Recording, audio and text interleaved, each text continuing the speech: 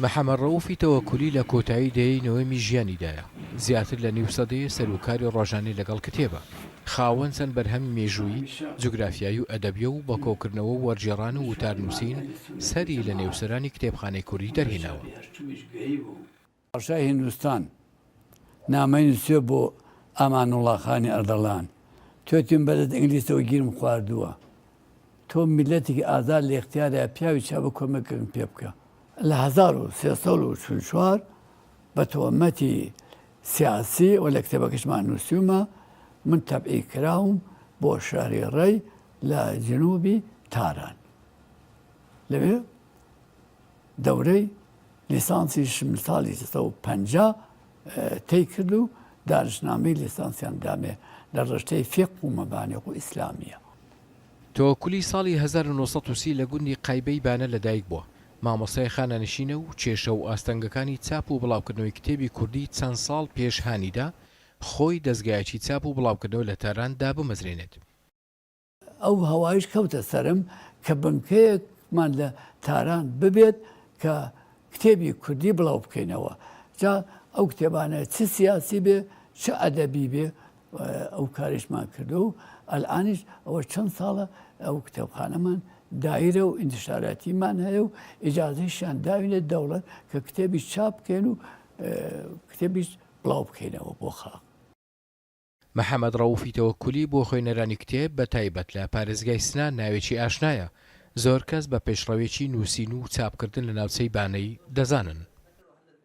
کاک محەممەد ڕەوفی تەوەکولی مێژوونووس مسەحح وەرگێڕ و بڵاوکەری بەرهەمی مێژووی و ئەدەبی لە بانە. ئەم نووسەرە توانیوێتی لە ساڵی 54 یەکەمین کتێبی خۆی بە ناوی تاریخ و جۆغرافیای بانە کوردستان چاپ بکات و بڵاوی کاتەوە. جگە ئەمە چەندین بەرهەمی دیکەی وەکو کتێبی چوار ئیمامی ئەهلی سونەت و جەماعەت و کتێبی تاریخ تەسەوف لە کوردستانە چاپ و بڵاو کردەوە لە بواری ئاینیدا. محەممەد ڕەوفی تەوەکولی چالاکێکی بواری بڵاوکردنەوە و چاپەمەنیە. توانیوێتی چەندین دیوانە شێر لە شاعرەکانی ناوچەی بانە و کوردستان بڵاو بکاتەوانێ.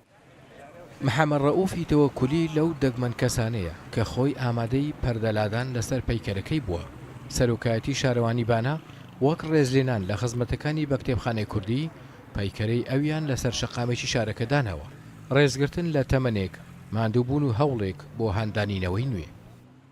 وەک خەڵکێکی ئەم شارە وەک بەرپرسێکی ئەم شارە بە وەزیفەی خۆممانزانی کە تەجلیل بکەین لە نخبەکانی شارەکەمان لەو کەسانەی کە ساڵیانی سازەحمەتیان کێشاوە لە بوارهای مختلفە علمی فەرهەنگی ئەدەبی وەرزشی و خەڵکی ژەڵبەتە ئینتزاری لە ئێمە هەیە کە تەجلیلەکەمان لە زەمانێکا بێ کە ئەم عەزیزانە لە قەیدی حەیاتن بۆ ئەوەی کە ئۆلگویەکیش بێ بۆ جوانەکانمان کە ڕێ و ڕەوشتی ئەمان ئیدامە بن. ئەم هەنگاوی شارەوانی بانە پێچەوانەی ئەو پەندە باوەیە کە دەڵێت کورد زیندوو کوژی مردوو پەرستە ئەگەر کولتوری ڕێزگرتن لە کەسایەتەکان بە زیندووی جێبکەوێ وردە وردە ئەو پەندە لە زمانی خەڵک دەکەوێت.